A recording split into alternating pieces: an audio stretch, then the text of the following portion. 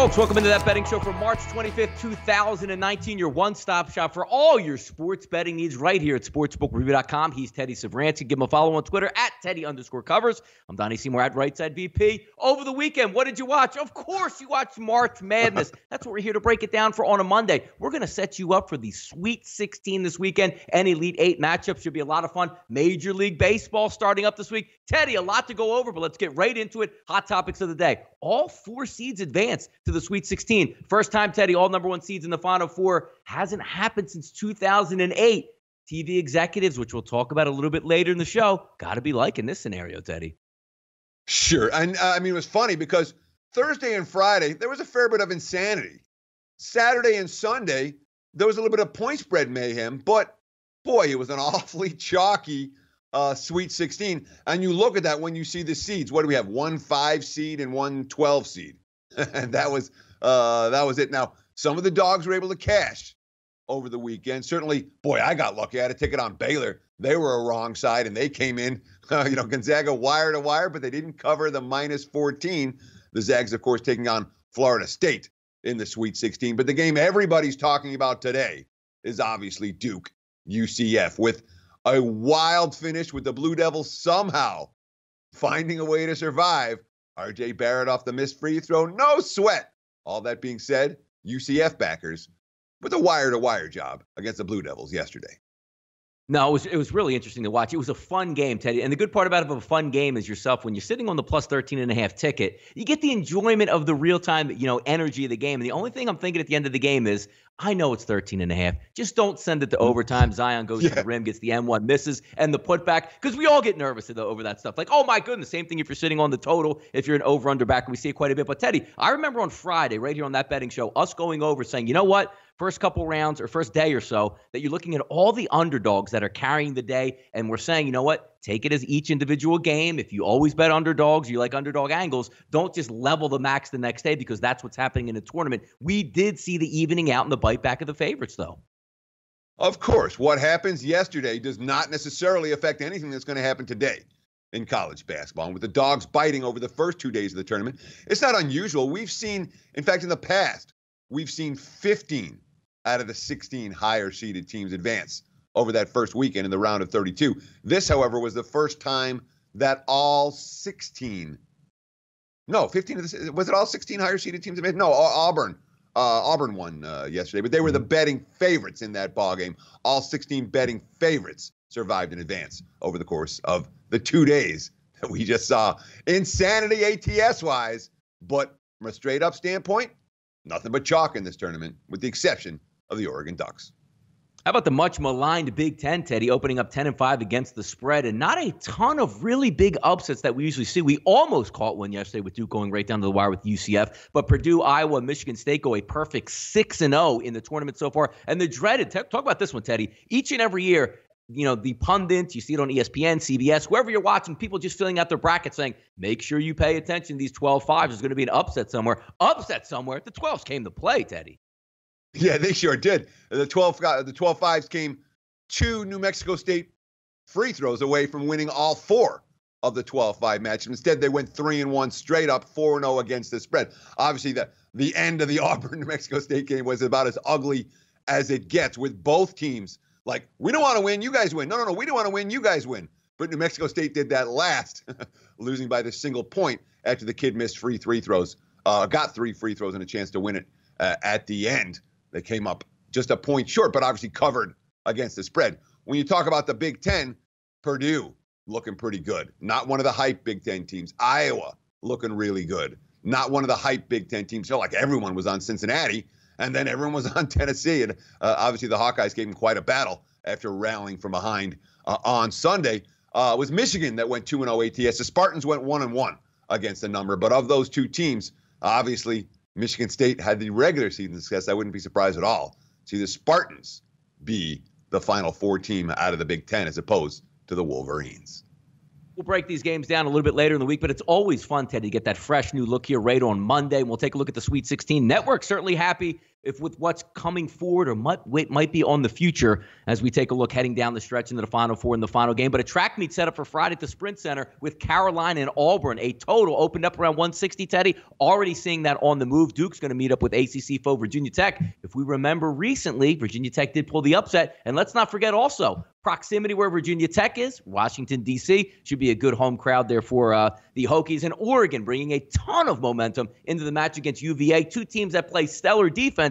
That one already lined in the teens. Teddy, what? 118, 117 we're looking at. Should be a lot of fun this weekend. A couple matches that should go up-tempo and some that should slow it down. Yeah, exactly. When you've got one game line now, what are we looking at? 163.5 for Auburn, North Carolina. Another game we're looking at right now that's lying legitimately 117.5 with Oregon, Virginia. You know you're going to have different paces when it comes to the Sweet 16. But when all the chalk comes through, yeah, for college basketball fans, we miss we don't get an Anteaters to root for this weekend. Or even Murray State and Wofford, two teams that look great in the first round and end up ending up with nightmares in round two. All that being said, for the casual fan, look, we know sports bettors are going to watch all this stuff. Doesn't matter who's playing. We know college basketball fans are going to watch all this stuff. Doesn't matter who's playing. But when it comes to the casual viewer, you talked about it, Donnie. The fact that all the blue bloods survive in advance, this is good news for the networks. They're going to have huge ratings for the Sweet 16, and networks never upset when that happens. Nope, certainly. Get the Kentuckys in there, get the Dukes in there, get the Carolinas in there. You know, you have that casual fan. You're right, the Final Four party. We get the chips, the dips, and the pizza and the wings out there. The women who say, hey, you know what? Oh, the Anteaters, yep, they're a lot of fun there, but they know who Duke and Carolina is, and that's going to propel and certainly send those ratings skyward. But Teddy, it's Monday, Thursday. Hello.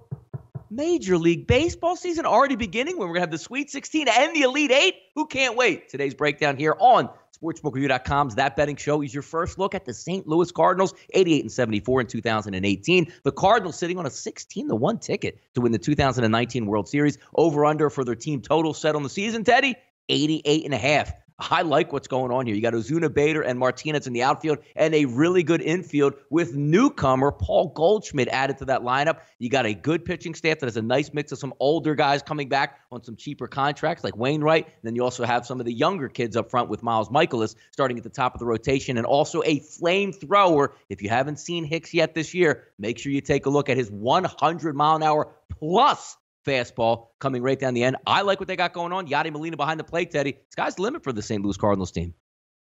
Yadi Molina's been there forever. And from all indications, he's still every bit as good as he's been. Now, last year, for the first time in team history, the Cardinals had more strikeouts than hits. And what did we see in the offseason? A lot of changes. A new head coach and Mike Schilt. A new batting coach and all analytics and technology and Jeff Albert. GM coming out and saying, we realize the importance of 2019.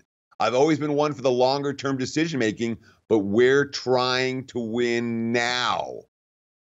Obviously, bringing in a guy like Paul Goldschmidt says, yeah, we are trying to win now. And you look at some of the bats in this lineup with Ozuna and Carpenter, Wong can hit, Bader, who played some crazy center field last year. There's some things to like about St. Louis on the offensive side. When it comes to the Cardinals pitching staff, a lot of young talent, a lot of guys with some impressive advanced metrics. Carlos Martinez, certainly in that regard. Jack Flaherty, Mikolas, certainly in that regard. But it's a pitching staff, certainly a starting staff that has their fair share of questions when it comes to durability. Obviously, Andrew Miller for the bullpen, a huge get for St. Louis. I'm with you. In theory, this team does look like a 90-plus win team. They look like they will be in contention in the NL Central. I wouldn't be surprised at all the Cardinals turn out to be a bet-on team from day one here in 2019. Teddy, it's not going to be a surprise today on the SportsbookReview.com is if you get in the poker tournament and win it. You're going to the Final Four. Teddy and I just talked about it. Look at this Final Four setting up with the Blue Bloods. You tell me you don't want to be there with Carolina and possibly Duke and Virginia, who's ever going to line up in that tournament. It's going to be amazing. And also, just in case you don't win the grand prize, Teddy, there's still some cash on hand. 2nd, 3rd, 4th, 5th, all the way through 31st getting paid. And the best part about it, Teddy, our theme of March Madness here, if it's free, it's me. The only problem, Teddy, I sit in New Jersey. I'm going to have to drive over the state limit or state lines to Pennsylvania to participate since for some reason Bovada is not allowed in my area. But for the other 49 states out there, congratulations. Get in this tournament. It's tonight, Teddy. Yeah, absolutely. And again, the keyword free, the other keyword tonight. So if you want to get a couple chances to win, or you want to get a chance to win some Final Four tickets and a great prize pool package, check out sportsbookreview.com right now. Overnight line movers, Teddy. Also, if you're not checking out sportsbookreview.com, you're doing it wrong right now. SBRodds.com, your best place on the internet to check those lines that are always moving. Just because the Final Four is over in the horizon a couple weeks later, just because the Sweet 16, the Elite Eight of this weekend, doesn't mean those lines aren't changing. First up on the docket, Teddy, OKC opens up at -5 offshore Chris. Now currently sitting at 6, a total of 218.5. Should be an interesting game tonight between the Memphis Grizzlies and OKC. Sure. Injuries an issue for the Memphis Grizzlies, as they've been all season. They could well be without Joakim Noah tonight. He missed Friday's game at Orlando with right knee soreness. Tried to play Saturday against the T-Wolves. Didn't last in that game. They had to pull him. He might not play tonight. Avery Bradley's not expected to play tonight. And again, you talk about taking the veterans off. And the quote from Memphis head coach J.B. Bickerstaff, there's guys that got to fill in. Tyler Dorsey's been playing well in the G League, and so has Javon Carter. We're not going to ask them to do anything different. We're just going to ask them to play to their strengths and not be anything more. Worth noting for the OKC side, there was some concerns about Dennis Schroeder's availability for tonight. Schroeder rolled his ankle on Friday in Toronto. Looks like he's going to be fine and good to go for OKC. So at least some of this money, injury-related. Grizzlies, more injured than expected. OKC, perhaps a little bit less. Teddy, couples only slow dancing, only available for this one, it seems, between UVA and Oregon. The line opens up at 7.5, now sits at 8.5, but that total, Teddy, cracking down. Pinnacle now showing a 117.5 offshore, limited possessions. Two teams that play great defense. The one thing that's been interesting so far about Oregon in this tournament, no shame in me, I was sitting real high and mighty, Teddy, when Wisconsin had a 3-point lead 2 minutes into the second half versus Oregon, and then the bottom fell out. And then you saw the same thing in Oregon's second game versus the Anteaters. They fell asleep at the wheel, 14-0 run. Irvine gets back in it, and then Oregon slams the door. This one should be defense. Whoever's 3 balls going down is going to win this one. Dana Altman has done a masterful job down the stretch, now going up against UVA. He sure has. I mean, you're talking about 10-0 straight up, 10-0 against the spread the last 10 for the Ducks, a team that wouldn't have been in the NCAA tournament had they not rolled through the Pac-12 tournament and earned an auto bid. And now here they are in the Sweet 16 after playing some pretty good basketball, though getting the benefit of having Cal Irvine in round 2. When you watch that game 5-10 minutes in, Cal Irvine was not going to be able to move the ball against Oregon's defense, and that was the case. But you're talking about 10-0 straight up, 10-0 against the spread. That's a betting bandwagon. And there's a big one for the Ducks right now. Virginia doesn't have that same betting bandwagon, despite the fact they're 44-19-1 against the spread their last 64 ball games, an extended stretch of point spread success, including a cover for me yesterday. It wasn't pretty. They never pulled away from Oklahoma, but they were in control of that game throughout. Should be a lot of fun. The market's respecting Virginia after their first point spread cover in NCAA tournament in 4 years yesterday. One thing the Cavs do, they fall into a system that a long-term system that has been very profitable over the years, cash about an 80% clip. And it says you bet on the Sweet 16 team that allowed the fewest points in the first 2 rounds. Virginia's that team for 2019. And again, that's cashed like 80% clip over the last 30 years.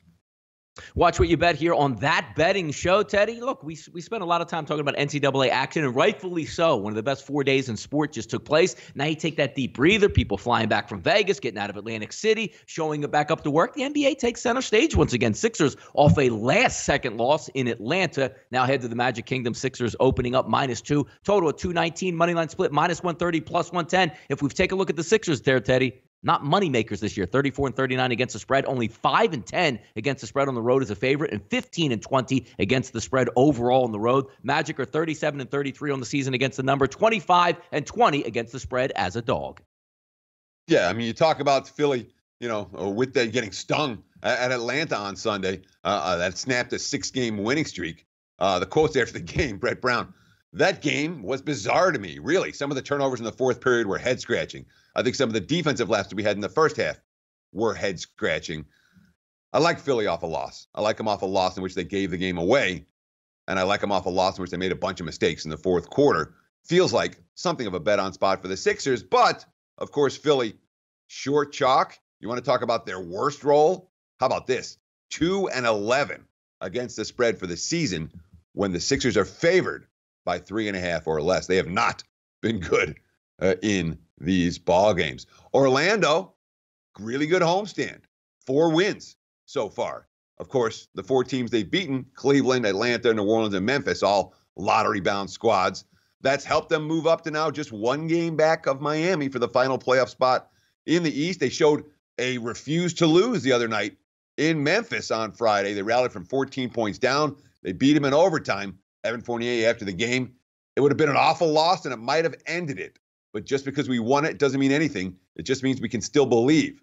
We still have some big games less. Worth noting for Orlando, they've been the best defensive team in the NBA since the All-Star break, allowing just 103 points per game. Number 1 in three-point shooting allowed, number 2 in overall defensive rating allowed, number 6 in defensive field goal percentage allowed. Their defense has been really good, but they also have a look ahead. Big showdown in Miami on Tuesday, their single biggest remaining game of the season. That's tomorrow. Although, a quote from Wes Iwundu, every game from here on out is a must-win in our eyes. Of course, they're catching points tonight against Philly. Quote from the late, great rapper Biggie Smalls, Teddy. He always said, where Brooklyn at? Well, Brooklyn's going to be taking on the Trailblazers tonight out on the West Coast. The Trailblazers favored -6, total 223.5 money line split, plus 215, -260, 10 p.m. Eastern time, 7 p.m. Pacific. Brooklyn is 40-34, Teddy, against the spread on the season, 26-23 against the spread as a dog, and only 5-6, though, against the spread in the month of March. Portland, 40-32 against the spread on the season, 26-17 against the spread as a favorite this season at home, and also 5-6 against the number in March. So 2 teams, Teddy, floundering a little bit in March against the spread, but should be a decent matchup here. Sure, it could be a lot of fun tonight. I mean, I worry about the Nets' fatigue for this ballgame. This has been a grueling road trip. This is a 6 game of a 7 game trip. They fly back to Philly, play them later in the week, and they're off back-to-back wins. They started the trip 0-3. Then they came that crazy, rally from 25 down in the fourth quarter against Sacramento, followed up with a win against the Lakers. You worry about this being exhale time for the Nets after those 2 victories here in the last game of the Westport Quotient of the, they've been away from home for 2 weeks now. All that being said, on the Blazers side of the equation, Portland, they haven't been great home chalk. They haven't been, as you mentioned, a good moisture team in March. They've won 6 of their last 7 overall, 3-0 in the current homestand, but only 1-1 ATS. And a lot of the talks are about playoff positioning. Damian Lillard, we know it's possible to move up, but we have to worry about ourselves. It's such a tight race that with 1 or 2 losses here or there, you can drop 2 or 3 spots, which is very true. Right now, the Blazers are in the 4 spot. That's where they want to be. But I'll say it, said it once, I said it twice, I'll say it 500 times. Seeding is not a motivating factor for NBA teams down the stretch. If you're making a bet because, they want the 4 seed and they don't want the 8, good luck with that. I haven't found that to be profitable at any stage in my handicapping career, and I've been in Vegas since 1998.